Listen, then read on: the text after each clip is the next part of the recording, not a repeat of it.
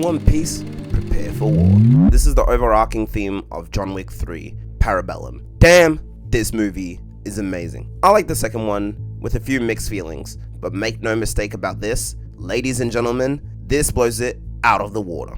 Everything from the dialogue, the characters, action, premise, and more. While I like the first two films for being self-contained stories, I do love the fact that Parabellum intertwines with the ending of the second film. Long story short, John Wick is now excommunicado in this film for conducting business, aka killing a fool, on continental grounds. For those that haven't seen the film, excommunicado pretty much means that Mr. Wick is a wanted man, and boy, he goes through it in this film. At least in the second half of the last movie, he was only a wanted man in New York. But after killing Santino, he becomes a wanted man worldwide. From America to Morocco, there was barely anybody that didn't want his head. But then again, with $14 million on the line, who wouldn't go for it? John eventually finds refuge in Morocco by Sophia, who owes him a favor based on a marker she signed in her blood. If there's anything I've learned from these films, it's not to owe anybody any favors, because nothing good ever comes from them. On the bright side,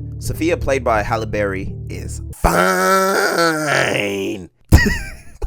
The fact that she was in her 50s and still looked this good was amazing. I dare to say that she looks even better now than when she was younger. So what I'm learning from my videos is that I'm into MILFs.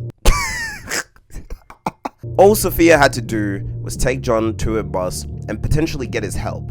However, her boss requested one of her adorable dogs. Now, I'm not Einstein or anything, but surely one dog being kept ain't that bad, right? Well, guess again, because she refuses, and as a result, he shoots that same dog. Didn't this guy watch the first John Wick? Man, and I thought JoJo's Bizarre Adventure was cruel to dogs. Long story short, they become wanted in Morocco, and John gets found by the elder in the desert. He even sacrifices a finger just for the chance to get his old life back, on the condition that he kills Winston for his negligence, aka giving John an hour to run away. So now when John comes back to the Continental, there's only one of two choices. Either follow through on your promise with the elder, which is completely valid, or choose to stick by the guy who's a good reason for you being alive in the first place, which is also valid. And what does he pick? Parabellum, baby! Dude, we get some of the best action scenes because of this,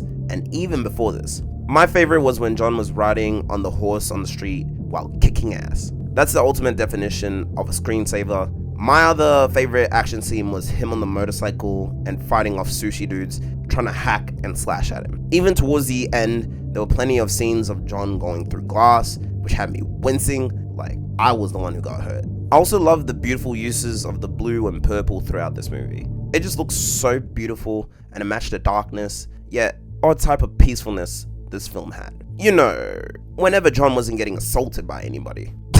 Another thing I love about this is the addition of the adjudicator, whose role is to ensure the high table's rules, and they have the power to remove people from positions of power, such as having Winston lose his in relation to the Continental Hotel in New York. The adjudicator helps to add to the world building and lore of John Wick, and they enforce that the high table is this looming and ever-present body of people who can unleash hell if need be. And believe me, they did just that. Take the director for instance. She helped John under an oath she had, but by doing that, she broke her other oath to the high table, which she was very aware of. She paid for her choice in blood by having a blade be run through her hands together and the rest of her men be killed. My favorite character from Parabellum, and even the second film, is none other than the Bowery King. I love him because he feels like a real person in this world. His dialogue represents that of something you and your mates might say. He even has a great blend of being hilarious